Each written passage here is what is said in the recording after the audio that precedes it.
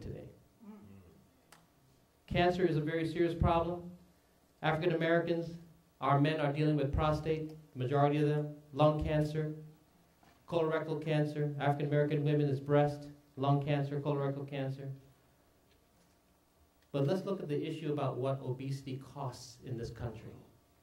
$270 billion of money, resources that are lost because of being either too ill, can't contribute to work, and then disability.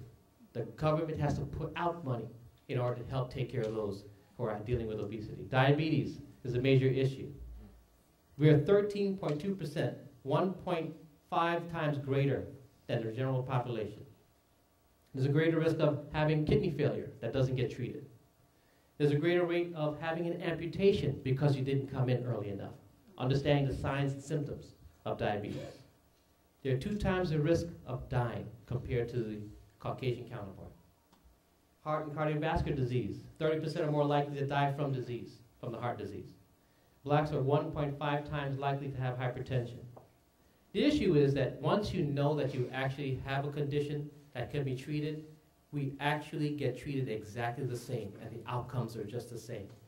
The key here is to recognize the signs and symptoms so you can actually be seen by a physician. Next one. HIV and AIDS. I cannot speak enough about this. This could be a whole hour discussion just on this. African Americans account for 52% of all newly diagnosed HIV cases in 2009. Men, 8 times the AIDS rate compared to that of the Caucasians. Women are 22 times the AIDS rate compared to their white counterparts. That is the fastest growing subpopulation. Women are being infected. Our men are 9 times more likely to die from AIDS, and black women were 20 times more likely to die from AIDS in 2005. Let's talk about infant mortality. You know, you have the unborn child that you are taking and supposed to be responsible and taken care of, but you're not our women are overall not having an idea what's going on. 2.4 times rate of the infant mortality rate compared to whites. 4 times more likely to die due to low birth weight. And 13.3 African American deaths compared to 5.6 Caucasian deaths per 1,000 births. So that's staggering. Mothers are 2.3 times more likely to only get their prenatal care by their 3rd trimester. Increased risk of childhood cancers. Okay, so I see where you went to. You went into tobacco. This is a serious thing. Not understanding the implications of tobacco exposure intrautero. Women have gotten to that addiction.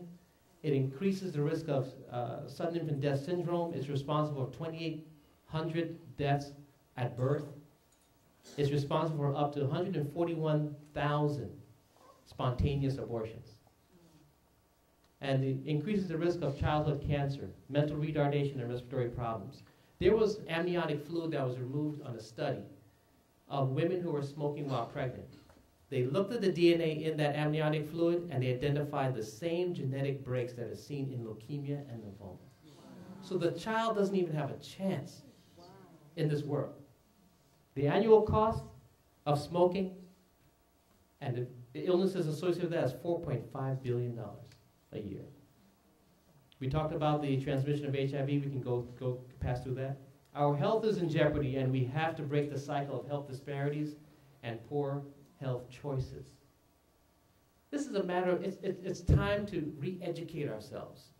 There are some things that we did 50, 60 years ago that just can't stand anymore.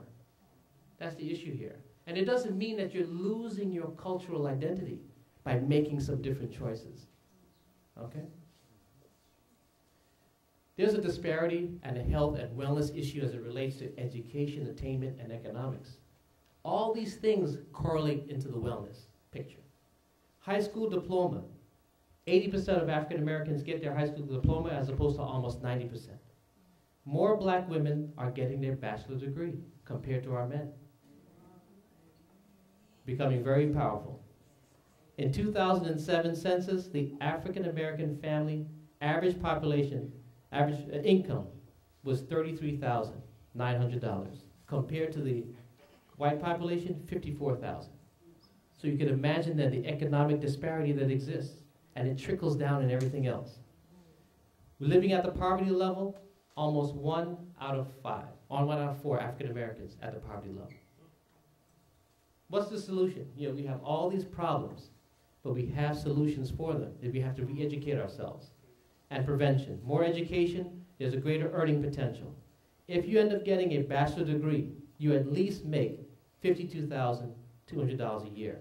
If you get a professional degree, you can get over almost $110,000.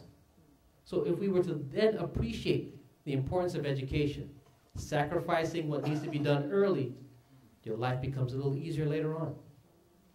What it does, it allows for access and affording safer living conditions, healthier food choices, because then now you can go to a supermarket and you can buy.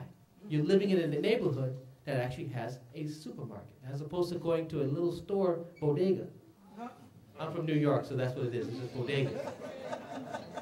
There's better access to health care, because now you can afford health insurance. You can take care of your family, and it prevents premature death. This is going to be controversial, this intellectualism. There's a lot of people who think they're smart because they kind of have this sense of false intelligence. And what does that really mean? There's a lot of our youth that can walk around and talk about the stats about some NFL football player. Or something about a movie and how many Harry Potter something scenes and this and that. But they can't tell you who invented the stoplight.